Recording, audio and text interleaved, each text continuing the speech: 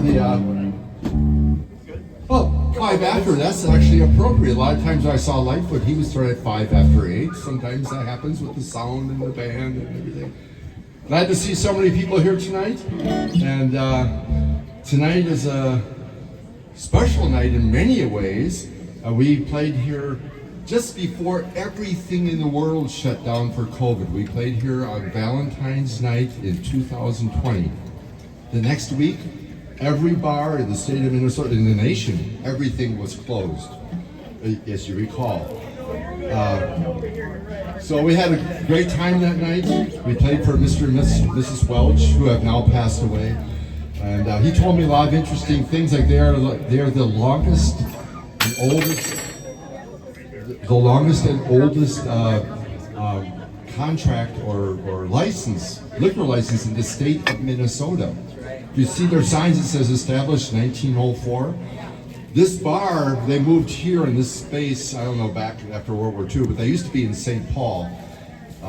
Anyway, so there's that to tell you, and the other thing to tell you is tonight would have been Gordon Lightfoot's 85th birthday, but maybe some of you know he passed. Yeah. Happy birthday, Gord.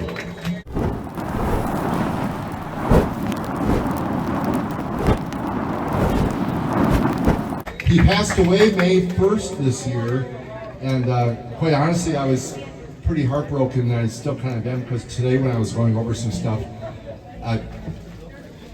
I'm a lot like him. In fact, when we've met, we've partied, and he's been very gracious to me, and he would say the same thing to me. He said, you know what, I'm too sensitive, and he said, that's your problem too. He would hit me in the shoulder, that's your problem too. So today I bawled twice just thinking about certain things about Gordon. You know, I cried. I try not to cry too much tonight, but I will say he passed away on May 1st, and it really kind of broke my heart. I got to party with him a bunch of times. He used to give me free tickets to go up and see it. I don't know why he liked me, but he did. He knew I played his music in shows. The first time I met him backstage, a lot of meet and greet people can meet somebody. He said, "Hey, come backstage." We partied all night. The next time I saw him, hey, come up to Duluth, I got tickets for you. So I drove up there thinking, oh yeah, right. There they were, tickets from Gordon Lightfoot, second row, right in the middle. There he was, only 8 feet or 9 feet. And then after that show, he said, come backstage. We partied that night, and they did a double show. So I got to watch the second show from the Wings. Anyway, I have all kinds of stories. A couple years later, I saw him afterwards, went to the meet and greet line. Dave, where have you been? Come backstage again. We did. We partied at Northrop. Yeah, that was still a Northrop Auditorium night. And he said, hey, what are you doing now? It was like 1:30. Now they're trying to clear the place out, right, from the band. The audience is gone hours ago. Maybe it was 12:30, just after midnight. Come on up to my suite 1968 in the IDS Tower. The whole, as big as this place is. Big sunken floor with couches, and rooms were off from it. I played till 4 in the morning on his guitar, and I broke my pick. Terry Clements, I said, hey Terry, because I was jamming with Terry a lot, and I was, God, Terry. And you'll appreciate this, young lady. Terry Clements, I said, you play so good on the recordings, but man, when we're jamming now, you're doing stuff. He said, I know, but you know what?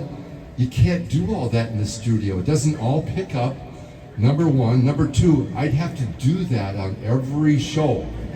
And Lightfoot did an average of 70 concerts a year since 1965.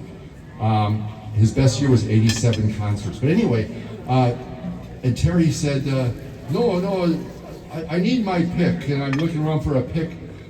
And Gordon said, I want you to play one of your songs. This is partying afterwards. And I said, yeah, but I need a pick. And nobody had one. I looked around and go, well, Gord, I was kind of a poor kid growing up, and I used to take a matchbook cover and tear it in half and fold it up for a pick. Would you mind? He said, oh, yeah, go ahead. That sounds cool. And this is back, that year would have been, that was the year of the IDS Tower. That would have been 81. So we've been together several times at this point, and he's kind of like a buddy. And people would joke and say, are you Gord's brother? You sound like him, you look like him. And I'd go, no, half halfway through the word no, he'd go, yeah, he's my brother. He's my brother. And I go, thanks, Gord. And he was just a cut up so in person, those personal moments. But anyway, so I folded that matchbook cover. I played one of my songs on his guitar. We were passing guitars around, and I went, oh, Gordon, I'm sorry. Oh, and a lot of you guitar players will appreciate what I'm going to say. The whole bridge and the whole back of the strings was all covered with like a felt fuzz from the matchbook cover deteriorating onto the strings. And I tried to blow it off, and he said, that's okay, I change my strings every night. Give me the guitar, that's fine. Because I was handing it back to him, and I was like, I'm sorry. He's like laughing at me because I was, and even though we had these little times, believe me, there's other people who have bigger stories than me. They were just little moments, actually.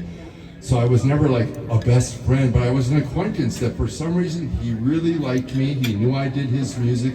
He knew I did tributes of him. And over the years, I built that up till finally I established this band in 1996. And in 1998, I brought the whole band with the glossy picture and a bunch of stuff into the guest line. They brought their wives with. My wife brought her sister. People brought their kids. And they're all going, yeah, Dave, we're in the line with all these other people. And they all get their autograph and their albums. Nice to meet you. And they'd go off. And here we are. I'm there with like a whole entourage with a glossy picture. And they were like thinking, yeah, right, he's going to shake our hand and say goodbye. And he goes, you did it. You got the bring them all backstage. And we all, do you remember that night?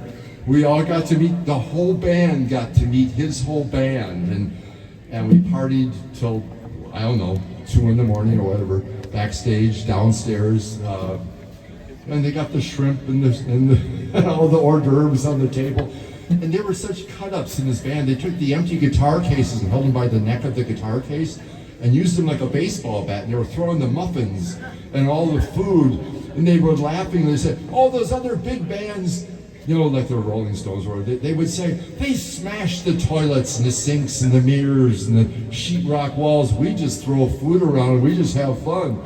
We drink a lot of Canadian beer, eh? Anyway, those are some Lightfoot stories, and I talked way too long. I'll say a few notes on a few songs as we go through them about the many, many people. Hundreds of major stars, I'll mention them on some of the songs.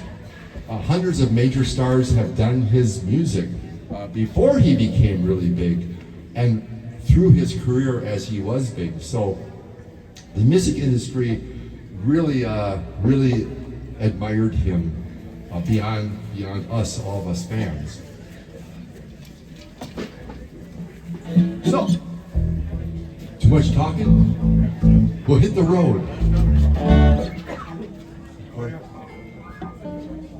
Happy birthday, Gordon. We'll talk about that more later, too. On K-Fo, did some D, race from on the room.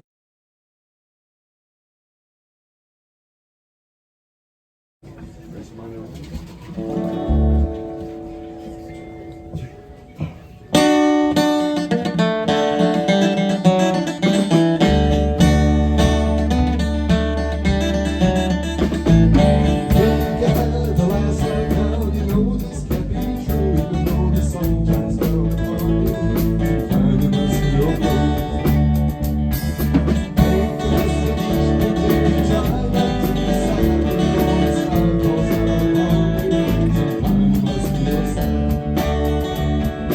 Wake up.